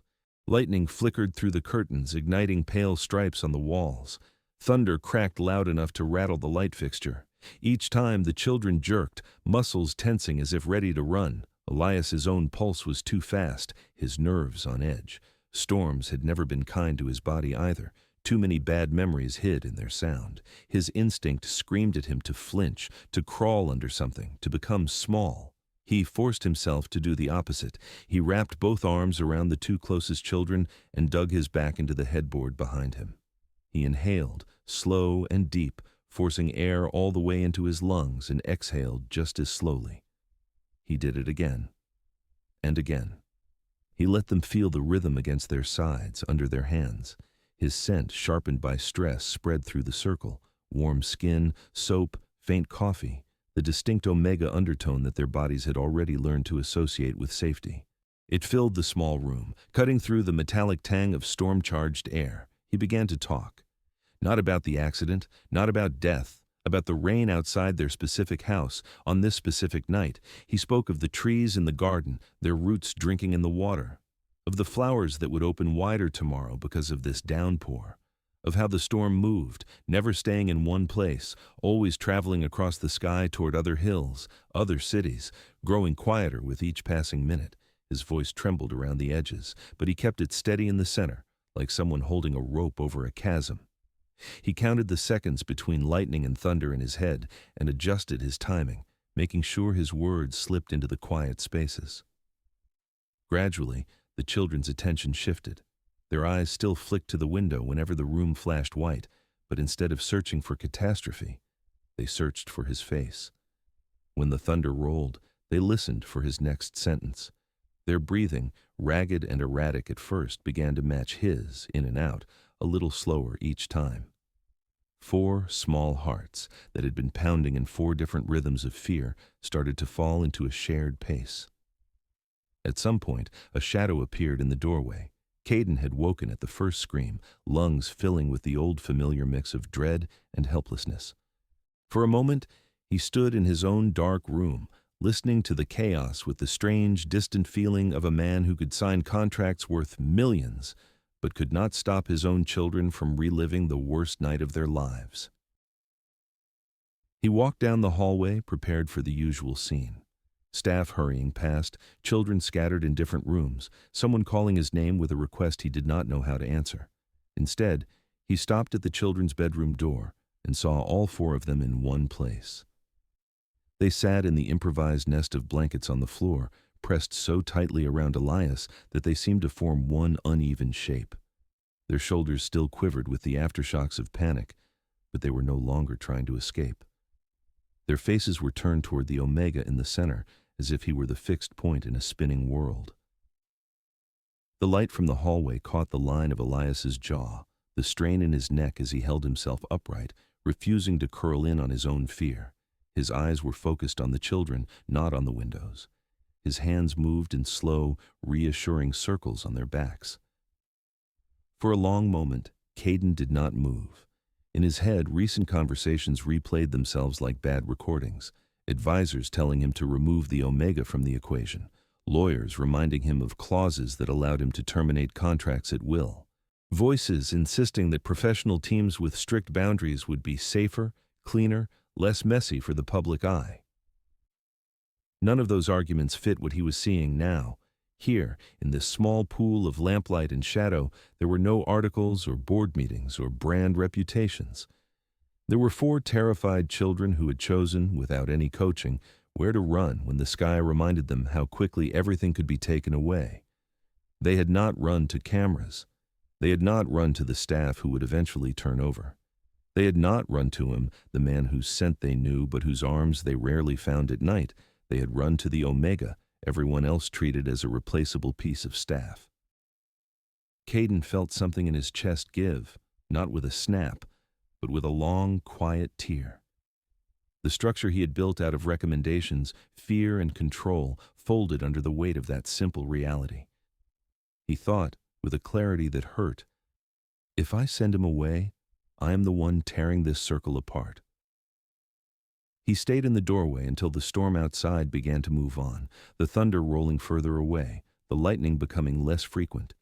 He watched as one by one the children's heads grew heavy, eyelids drooping, bodies relaxing fully against Elias. Eventually, the Omega's own chin dipped toward his chest, sleep pulling him down even as he kept his arms around them. The house, full of cameras and rules and invisible expectations, felt different in that hour before dawn. It had seen staff come and go, had watched other nannies arrive with systems and leave with relief. It had never before held a night like this, with all four heirs of its owner wrapped around someone who stayed for reasons no contract could fully explain. After that night, the discussions about dismissing Elias did not disappear with a snap of fingers. Old habits and external pressures did not vanish, but something essential had shifted. When the suggestion was raised again in careful phrases, Caden found himself saying no, not as a strategic move, but as a fact. When partners hinted that replacing the Omega would calm the media, he thought of the way his daughter's fingers had clutched Elias's shirt and shook his head. He could find other lawyers. He could rebuild parts of his reputation. He could not manufacture the trust that had grown between his children and the man at the center of that blanket circle. On that stormy night, the house had, in its own quiet way, taken a side. Not the side of polished surfaces, tidy interviews, and easily controlled narratives, but the side of the messy, fragile bond that had become the only real shelter his children recognized. The outside world did not grow bored just because the Hart House had chosen, for one stormy night, to side with love. The article faded from the front page, but its echo lingered. New pieces appeared in smaller outlets, recycling the same phrases about an influential alpha who lets an Omega raise his heirs, about unresolved trauma in a privileged family. The story became shorthand at dinner parties and in private chats between investors, a cautionary tale about mixing emotion with power. In boardrooms far from the children's bedrooms, Caden's private life turned into a column on risk spreadsheets. At one closed meeting, the board finally dropped their careful circumlocutions. They put the question in front of him like a contract. Either he visibly put his house in order, or he accepted the possibility of losing partners and capital who demanded a flawless image. The pressure was not just on him. It pressed down on everything linked to his name. Deals stalled. A major investor requested a pause for review. Lawyers used phrases like fiduciary duty and stability optics. Every sentence carried the same subtext. Your children's chaos and that Omega's presence are now a liability. Caden stood between two roles with no neutral ground. As head of a company, he was trained to make sacrifices for the sake of the whole. As a father, he had only recently begun to admit how much he had already sacrificed without meaning to. Any choice he made now meant losing something he valued. The solution the world pushed toward him was deceptively simple. Formalize a temporary suspension of cooperation with Elias in the children's best interest. Dress it in the language of care. Say that the Omega needed rest after a period of intense stress. Announce that a specialized professional team would be brought in to support the family through a transition phase. On paper, it looked responsible. In reality, it was surrender, not to logic, but to the expectations of people who had never sat in the dark with a shaking child. The conversation with Elias happened in the office where so many decisions were made. The wide window behind Caden showed the city, clean and far away.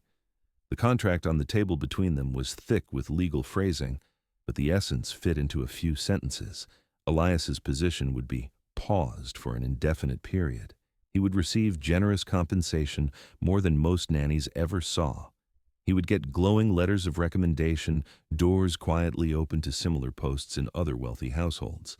Help finding new work, if he wanted it. The text called it gratitude. Between the lines, another message pulsed. You must not come here, you must not call, you must not stand at the gate. For a while, you must become a ghost to the people who have already learned your scent as home.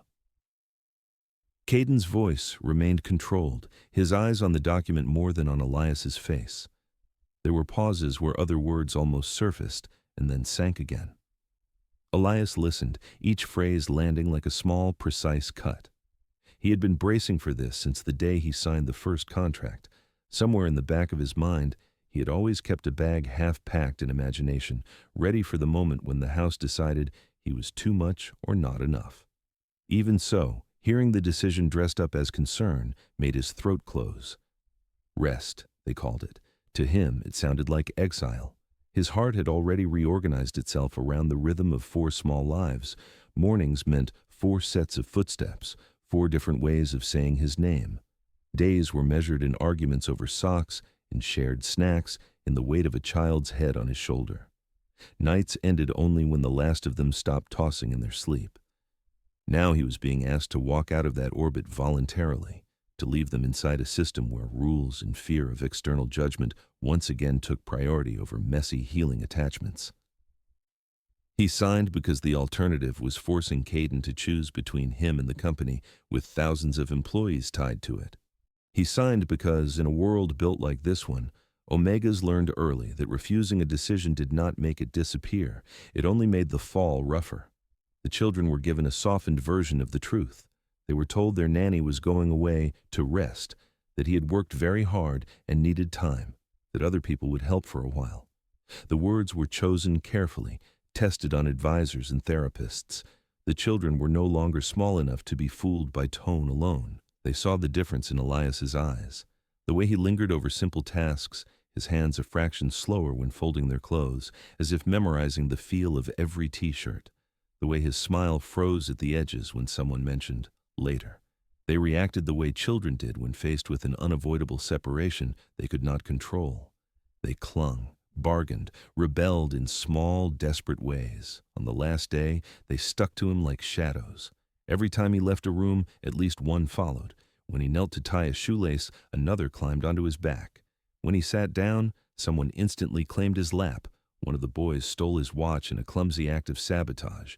He slipped it off Elias's wrist when they were building a tower of blocks and hid it under his pillow, sure that without it the man would not know when to leave. Time in a child's mind was something held in objects. If you took the clock away, departure could not arrive. The girl did not scheme. She simply climbed onto his knees in the playroom and wrapped her arms around his neck, pressing her face into his collarbone as if she could merge with him by force. For a long time, she refused to let go. When the manager finally came to take her for lunch, her hands slid away one finger at a time, leaving nail marks on his skin. Elias packed in the small hours of the morning when the house was quiet and the cameras saw only silhouettes. He folded his few clothes methodically into the old bag that had once carried everything he owned. The room that had become familiar in its shapes and shadows began with every item removed to revert to something anonymous. By the time he walked down the main hallway with his bag over his shoulder, the sun was low and the staff were pretending to be busy. No one met his eyes for long. The manager shook his hand with formal thanks. Security opened the gate, gaze turned outward. Elias, compelled by something he could not name, turned back before stepping into the waiting car.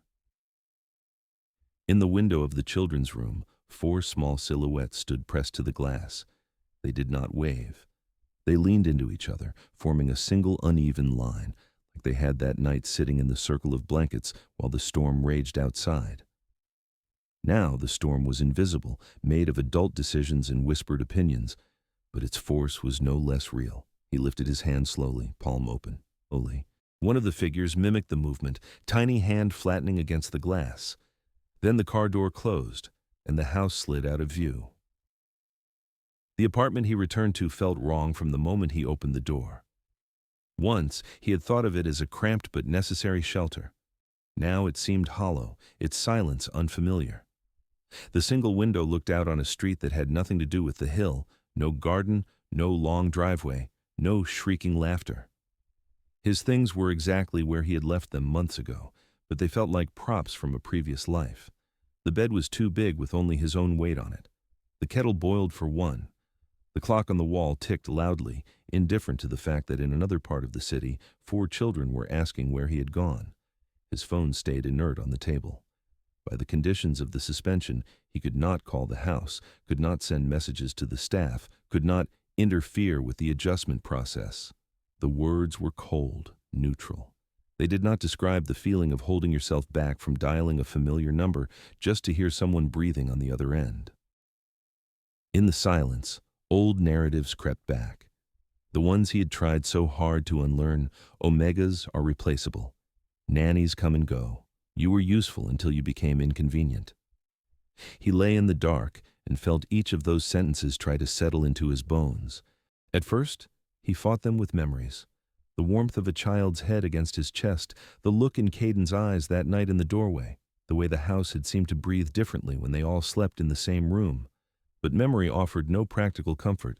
Rent was due. Bills waited. Loneliness, which he had once worn like a second skin, now felt like a fresh wound exposed to the air. The world outside the hill had demanded a separation.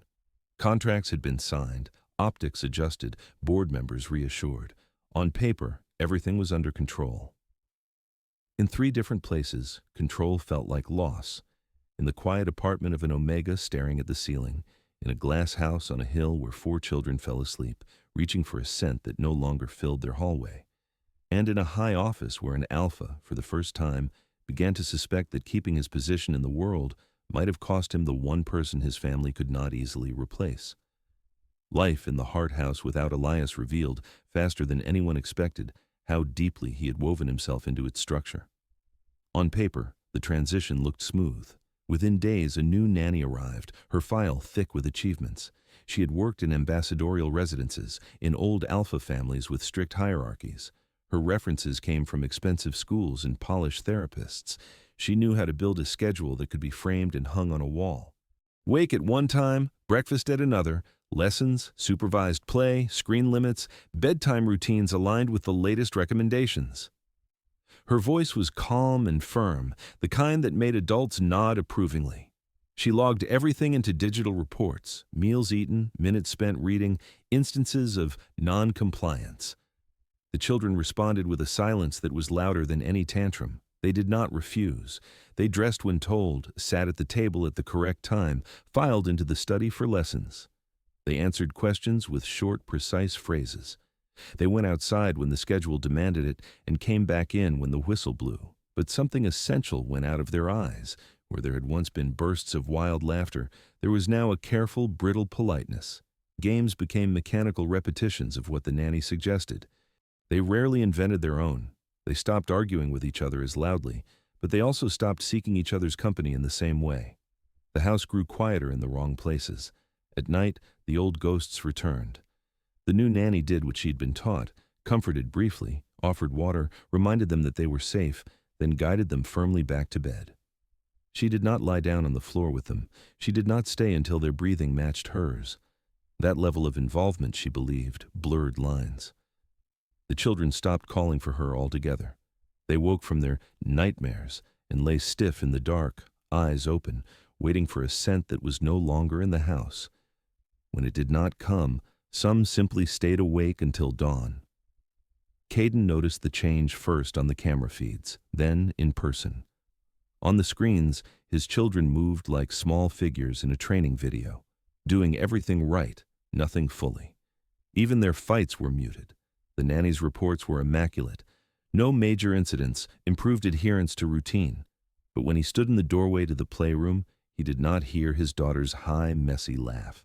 He heard the safe, controlled voice of an adult leading a structured activity, and the soft, unenthusiastic responses of 4 children who had learned that their real feelings had nowhere to go.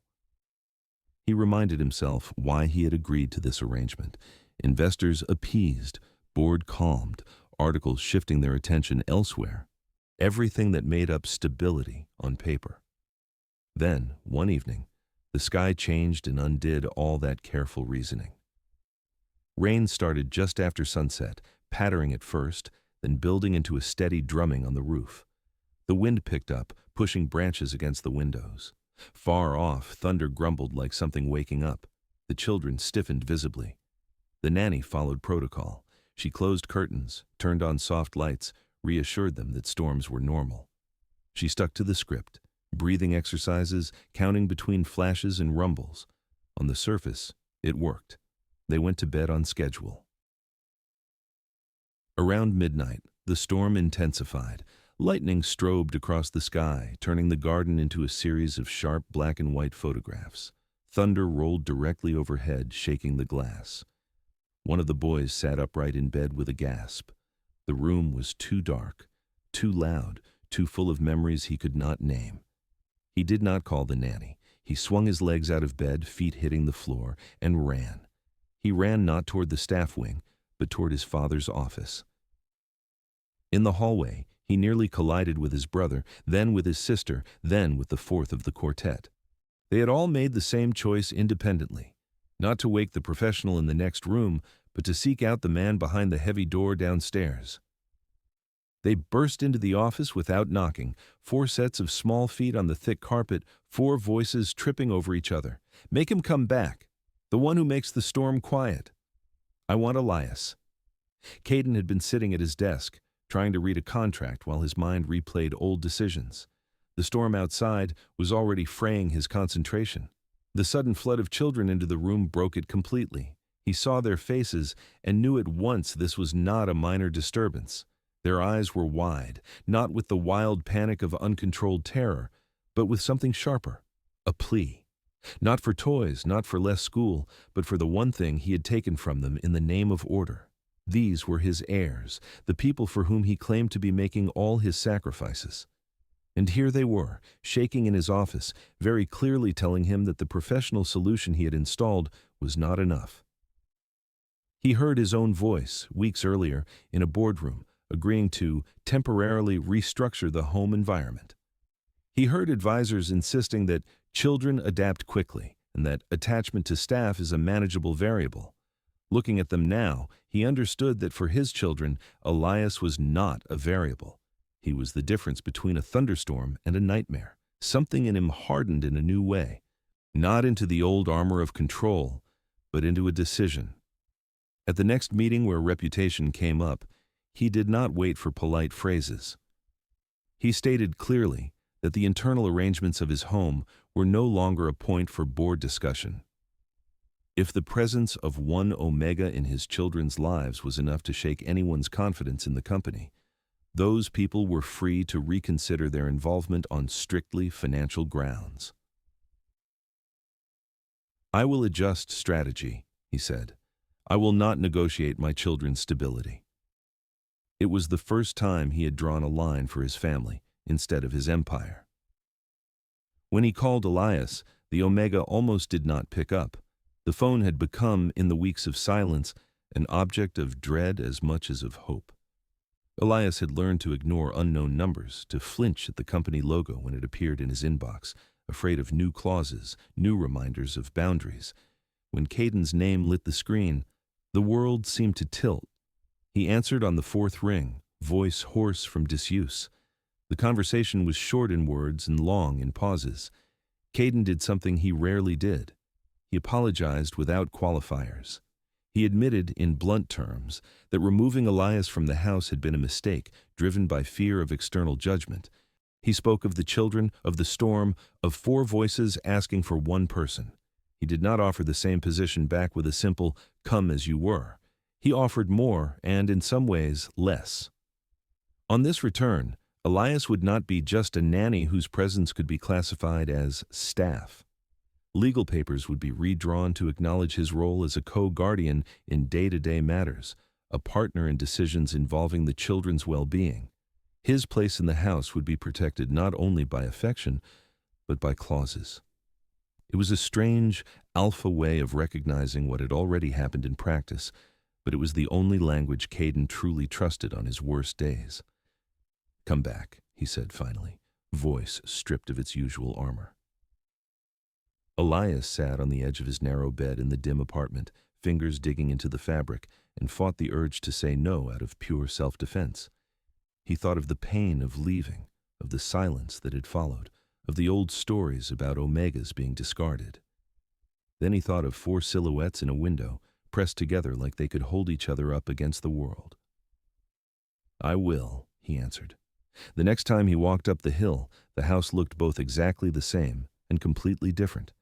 The gates opened with their usual soft hum. The garden smelled of wet grass and stone. The security guards nodded, their eyes less guarded this time. His legs shook slightly as he climbed the steps. The door opened before he reached it, the manager standing there with a look that tried to be professional and failed. Behind him, the entry hall stretched out, familiar in every line of light and shadow. For a second, time held its breath. Then, from somewhere on the upper floor, came a sound he knew better than any ringtone. One sharp cry, then another, then 2 more, braiding into a single wild chorus. "Elias!" 4 sets of feet thundered down the stairs. Whatever the new nanny had said about walking, whatever the etiquette lessons demanded, vanished. The boys reached him first, colliding with his legs hard enough to push him back a step. Little arms wrapped around his waist, his hips, his chest. The girl arrived a heartbeat later, launching herself upward. He barely had time to drop his bag and catch her before she would have knocked them all over. They clung to him in a tangle of limbs, sobs, and laughter, spilling out in messy bursts. Someone said, "You came back," over and over, as if trying to overwrite the memory of him leaving. Someone else pressed their face into his neck and inhaled, shuddering, like a person who had been holding their breath too long. Elias held them all, one arm around 2 shoulders, the other hand cupping the back of a small head. His own eyes stung. The house, with its cameras and polished floors, blurred around the edges. For a moment, the only thing that existed was the weight of 4 children and the sound of their voices. At the top of the stairs, Caden stopped and watched. He saw his children exactly as he had feared others would see them, disheveled, emotional, unguarded, showing need without shame. He saw Elias not as a risk factor, not as a line in a budget, but as the anchor none of his money could buy. There was no going back from this. No plausible story in which Elias was just an employee again, easily replaced if shareholders frowned. The children had made their choice loudly, under his roof, in full view of whoever cared to look. Caden took a slow breath and stepped down toward them, not to separate them, but to stand beside them. In that small gesture, the balance of his life shifted. He chose, openly this time, the side that would never fit comfortably into glossy articles or cautious investor memos. A family that did not match anyone's ideal scheme, but finally, stubbornly, felt real. Several years passed, and the house on the hill changed so postependent that those who lived inside almost did not notice, until one day they looked around. "You videli, što eto už drugo mesta." There were no locked rooms anymore. The door at the end of the corridor, once a border around an old wound, now stood open most of the time. The former forbidden bedroom had turned into a quiet corner of the house, neither a shrine nor a storage space. Her clothes were mostly gone, given to charities she had supported. Some books remained, a few favorite objects, several framed photographs. The children went there without the hurried, guilty steps of intruders. Sometimes one of them slipped in alone after a difficult day, curled up in the chair by the window and sat in silence, looking at the garden through the glass their mother had once cleaned with her own hands. Sometimes they went there together, pointing at pictures, arguing over who had chewed which toy, laughing at the way their father's hair stuck up in an old snapshot. They spoke about her now, not in broken phrases overheard in hallways, but in full sentences. She liked this color. She laughed like this. She would have yelled at you for that. Sadness still lived in their voices, but it no longer carried shame. The room stopped being a locked container for pain and became a place where grief could breathe without suffocating anyone. Elias had become a fixed point in this life. On paper, He was listed as a guardian and a partner in upbringing, his name printed beside Caden's in documents that once would have included only blood relatives. His signature appeared under school forms and medical consents, on travel papers and agreements with therapists. In reality, he was the person the quadruplets sought first when something tilted. When a knee hit pavement too hard, they ran to him with bloody scrapes. When a friend had rejected them, it was his shoulder they leaned on. When tests went well, it was his praise they measured themselves by. They called him different names. One said, Papa Elias, with full seriousness, like there had never been any other pattern. Another tried L for a while, embarrassed by big words, until one day, Papa slipped out by accident and stayed. The girl alternated, depending on her age and mood, between full and short forms, but every version hummed with the same meaning. You are the one I trust. His relationship with Caden did not unfold like a romance from a book. There were no dramatic declarations under the rain, no sudden dissolving of all differences. It grew in the quiet spaces, between morning lunches, in late-night talks over half-empty mugs of tea, in the way they instinctively divided tasks without needing to ask. They learned to stand beside each other not only as Alpha and Omega, but as two men sharing the weight of 4 growing lives. When one was too tired to stay up through a child's fever, the other took over without counting hours. When a school called about a fight or a broken rule, they went together, presenting a united front, not playing at good cop and bad cop, but at honest adults who would not abandon their children even when they messed up. Warmth between them showed itself in small gestures rather than grand gestures. A hand reaching past the other to pour coffee because the night had been short. A brief touch on a shoulder as one passed behind the other in a narrow kitchen. Soft, unguarded moments on the terrace when the city below flickered and they allowed themselves to talk not about business or schedules, but about fear and hope and the versions of themselves they had once been. The external world did what it always did. It adjusted, slowly and grudgingly. Some partners had left in the first years, unable or unwilling to accept that the powerful Alpha at the head of their ventures lived openly with an Omega co-parent and did not hide it. Their names faded from email chains, their companies moved on, others came drawn by results rather than gossip. For them, it mattered that the company remained stable through turbulence, that the man in charge made decisions with a cool head and a clear sense of priorities. The fact that he now left board dinners early to make it to a school performance or refused to discuss family matters at strategy meetings became part of his reputation instead of a stain on it. The scandalous articles that once picked apart his home life were buried under newer, flashier dramas. Occasionally, a lifestyle magazine mentioned that a well-known Alpha actively participates in raising his children alongside his Omega partner.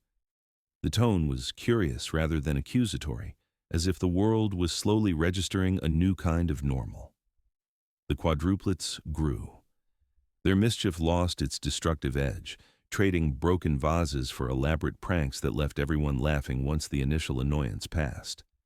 They could still turn the living room into a fortress of cushions in under 10 minutes or vanish into the garden to escape chores. But now those acts were not desperate flares for attention. They were experiments. Games carried out in the safety of knowing that attention was already theirs and would not disappear if they stopped screaming. They argued more thoughtfully, too, with each other and with the adults. They challenged decisions, made clumsy but earnest speeches about justice when they felt something was unfair. Instead of shutting those protests down, Elias and Caden used them as starting points for conversations. This did not make adolescence easy, but it made it honest. Sometimes, on warm evenings, Elias stepped out onto the terrace alone. The city lay below like a sea of dim stars, each window its own small story. He rested his hands on the railing and remembered the first time he had stood outside these gates with a thin folder of documents in shaking fingers. Back then, he had accepted the job as a calculated risk, a chance to climb out of the pit of debt and exhaustion, nothing more.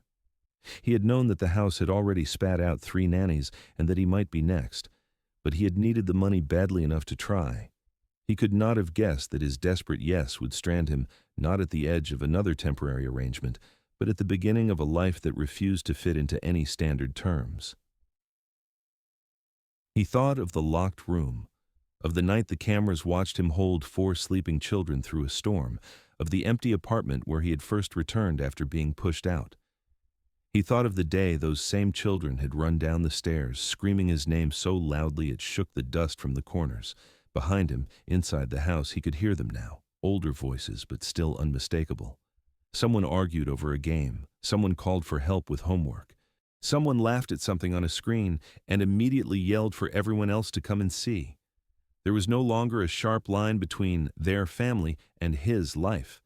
It had all blurred into one space, with mismatched chairs around the kitchen table, school drawings taped to walls that had once held abstract paintings, shoes scattered near the door because no system of neatly lined up pairs ever survived 4 growing bodies. If you stayed with this story until the end, remind yourself of one simple thing.